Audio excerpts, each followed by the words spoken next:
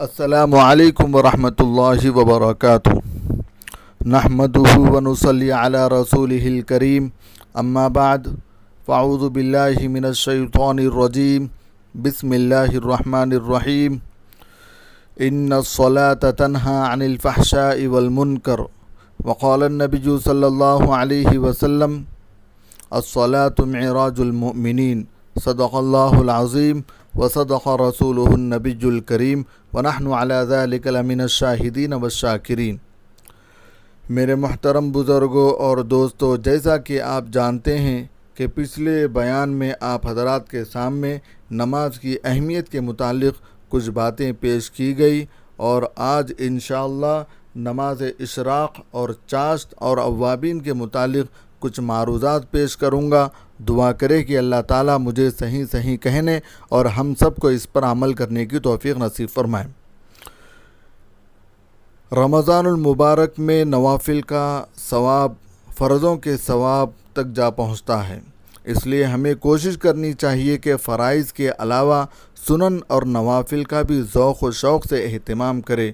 جہاں مردوں کے اوپر ان باتوں کا عمل کرنا ضروری ہے، وہیں ہماری مائیں اور بہنیں جو گھروں میں رہتی ہے اور گھر کے کام کاج کرتی ہے، ان کو بھی چاہیے کہ فرائض کے ساتھ ساتھ ہم نوافل کا بھی اہتمام اور سنتوں کا بھی اہتمام کرنے والی بنیں۔ وہ اپنا ایک ٹائم ٹیبل بنائیں جس کے ذریعے سے وہ پورے اعمال کے ساتھ رمضان المبارک کو گزار سکیں۔ سب سے پہلے میں بات کروں گا نماز اشراق کی۔ نماز اشراق کا وقت سورج طلوع ہونے کے 15-20 منٹ بعد شروع ہو جاتا ہے۔ 2 یا 4 رکعت پڑھی جاتی ہے، جن کا ثواب ایک حج اور عمرے کے برابر ہے۔ حدیث پاک میں ہے، عن انس رضی اللہ عنہ قال قال رسول اللہ صلی اللہ علیہ وسلم من صلی الفجر فی جماعت ثم قعد یذکر اللہ حتی تطلع الشمس ثم صلی رکعتین كانت له كأجر حجة وعمرة قال رسول الله صلی اللہ علیہ وسلم تامة۔ حضرت انس رضی اللہ عنہ سے روایت ہے کہ رسول اللہ صلی اللہ علیہ وسلم نے فرمایا، جس نے فجر کی نماز با جماعت پڑھی پھر وہیں اللہ کا ذکر کرنے بیٹھ گیا یہاں تک کہ سورج نکل آیا، پھر اس نے 2 رکعتیں پڑھی تو اس کے لیے ایک مکمل حج اور عمرے کا ثواب ہے۔ آپ صلی اللہ علیہ وسلم نے یہ مکمل کا لفظ 3 بار ارشاد فرمایا، تامتن تامتن تامہ، کہ مکمل اس کو ثواب دیا جائے گا جو حج اور عمرہ کا ثواب ہوگا۔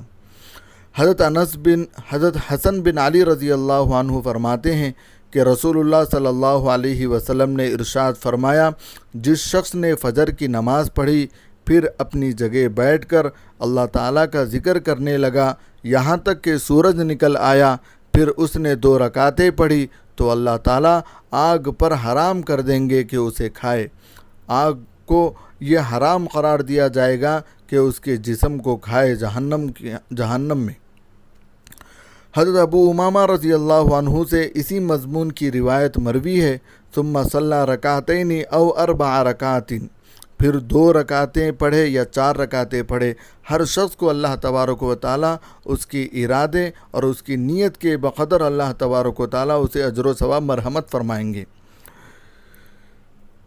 اب نماز چاشت کی فضیلت کے متعلق احادیث میں کیا ذکر ہے آپ سماعت فرمائیں۔ حضرت ابو درداء رضی اللہ عنہ سے روایت ہے کہ رسول اللہ صلی اللہ علیہ وسلم نے فرمایا، جس نے چاشت کی 2 رکعت پڑھی تو اس کا نام غافلین میں نہیں لکھا جائے گا، جس نے 4 رکعت پڑھی تو اس کا نام عبادت گزار بندوں میں لکھا جائے گا، جس نے 6 رکعتیں پڑھی اس دن اس کی کفایت کی جائے گی، اللہ تبارک و تعالیٰ اس کی کفالت کریں گے، جس نے 8 رکعتیں پڑھی اسے اللہ تعالیٰ اطاعت شعاروں میں لکھیں گے کہ وہ ایسا بندہ اس کو ایسے بندہ لکھا جائے گا کہ وہ ہمیشہ اللہ تبارک و تعالیٰ کی اطاعت و فرما برداری کرتا ہو، اور جس نے 12 رکعتیں پڑھی تو اس کے لیے اللہ تعالیٰ جنت میں گھر بنا دیں گے۔ اور بے شمار احادیث اس کے ذیل میں ذکر کی گئی ہے۔ ابو ذر رضی اللہ عنہ سے بھی مروی ہے کہ نبی اکرم صلی اللہ علیہ وسلم نے فرمایا، جب صبح ہوتی ہے تو انسان کے ہر جوڑ پر ایک صدقہ واجب ہو جاتا ہے۔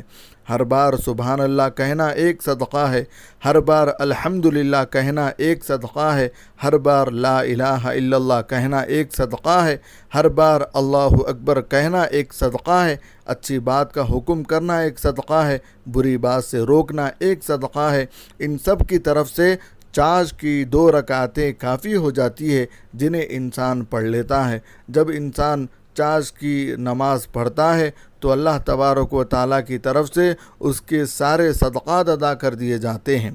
اب چاش کی کتنی رکعتیں ہونی چاہیے تو پتہ چلتا ہے کہ چاش کی کم از کم 2 اور زیادہ سے زیادہ 12 رکعتیں ہیں۔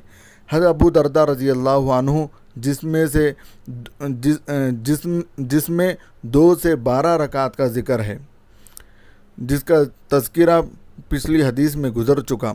حضرت معاذ رضی اللہ عنہ سے مروی ہے کہ حضرت عائشہ صدیقہ رضی اللہ عنہا نے فرمایا، کان رسول اللہ صلی اللہ علیہ وسلم یصلی الضحیٰ 4 ویزید ما شاء اللہ۔ رسول اللہ صلی اللہ علیہ وسلم چاش کی عموماً 4 رکعت پڑھتے تھے اور کبھی اس سے زیادہ بھی پڑھتے تھے جو اللہ تعالیٰ کو منظور ہوتا۔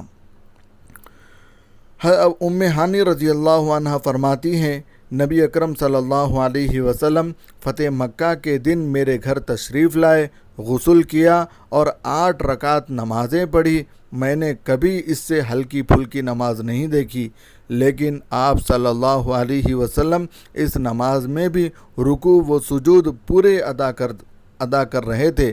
فرماتی ہے کہ یہ چاش کی نماز تھی۔ چاش کا وقت کب سے شروع ہوتا ہے؟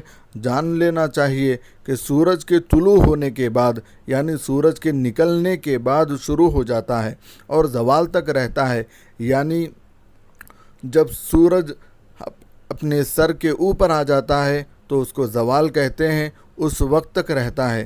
لیکن افضل وقت یہ ہے کہ دن کے چوتھائی حصے گزرنے کے بعد پڑھے، جیسا کہ حضرت زید بن ارقم رضی اللہ عنہ سے مروی ہے کہ آپ صلی اللہ علیہ وسلم نے فرمایا، صلاۃ الاوابین حین ترمز الفصال۔ چاش کی نماز اس وقت سے شروع ہو جاتا ہے کہ جب اونٹنی کے بچے کے پاؤں گرمی سے جھلسنے لگے۔ اس حدیث سے معلوم ہوا کہ صلاۃ ضحیٰ چاش کو صلاۃ الاوابین بھی کہا جاتا ہے، یعنی سب سے افضل وقت۔ عام لفظوں میں اگر کہا جائے تو آج کے اس وقت میں 10:30 یا 11 بجے کے وقت میں افضل وقت ہے۔ اب بات کرتے ہیں اوابین کی نماز کی۔ اوابین کی نماز مغرب کے بعد 6 رکعت پڑھی جانے والی نمازوں کو کہا جاتا ہے۔ حدیث پاک میں ہے، حضرت ابو ہریرہ رضی اللہ عنہ سے روایت ہے کہ رسول اللہ صلی اللہ علیہ وسلم نے فرمایا، جس نے مغرب کے بعد 6 رکعت پڑھی اور ان کے درمیان کوئی بری بات نہیں کی تو اسے 12 سال کی عبادت کا ثواب ملے گا۔ حضرت عمار بن یاسر رضی اللہ عنہ سے بھی مروی ہے، میں نے اپنے حبیب رسول اللہ صلی اللہ علیہ وسلم کو دیکھا کہ آپ مغرب کے بعد 6 رکعات پڑھتے تھے اور فرماتے تھے کہ جس نے مغرب کے بعد 6 رکعات پڑھی تو اس کے گناہ معاف کر دیے جائیں گے، اگرچہ کہ سمندر کے جھاگ کے برابر ہی کیوں نہ ہوں۔ حضرت عبداللہ ابن عمر رضی اللہ عنہ فرماتے ہیں، صلاۃ الاوابین کا وقت اس وقت سے ہے کہ جب نمازی نماز مغرب پڑھ کر فارغ ہوں اور عشاء کا وقت آنے تک رہتا ہے۔ تو جب ہم مغرب کی نماز پڑھتے ہیں تو ہمارے لیے یہ ضروری ہے کہ ہم ساتھ میں اوابین کی نماز کا بھی اہتمام کرنے والے بنیں، کیونکہ اس میں بے شمار فضائل ہے، بے شمار فضیلتیں اللہ تبارک و تعالیٰ نے رکھی ہے۔ اتنی فضیلتیں رکھی ہے کہ آپ کو اس حدیث کو سننے کے بعد پتہ چلے گا۔ حضرت ابن عباس رضی اللہ عنہ سے مروی ہے کہ فرشتے ان لوگوں کو گھیر لیتے ہیں جو مغرب اور عشاء کے درمیان نماز پڑھتے ہیں، اور یہ وہ نماز ہے جس کو ہم اور آپ صلاۃ الاوابین کہتے ہیں، یعنی اوابین کی نماز۔ تو رمضان المبارک میں چونکہ ہم اعمال سے لگے ہوئے ہوتے ہیں تو ہمارے لیے یہ ضروری ہے کہ ہم فرائض کے ساتھ ساتھ نوافل کا اور سنن کا بھی اہتمام کرنے والے بنیں، اور ہم دن اور رات کے ایک وقت کو طے کریں کہ کس وقت میں ہمیں کیا کرنا چاہیے، اور بالخصوص خواتین حضرات اس طرف زیادہ توجہ دیں کہ ہمیں کس طرح کام کرنا چاہیے، دنیاوی کام کس طرح کرنے چاہیے اور اخروی کام کس طرح کرنی چاہیے، تاکہ ہمارا رمضان صحیح معنوں میں عبادت کے ساتھ گزرنے والا بن سکے۔ دعا کرے کہ اللہ تعالی ہم سب کو ان باتوں پر عمل کرنے کی توفیق نصیب فرمائے۔ آمین۔ وآخر دعویٰ ان الحمدللہ رب العالمین۔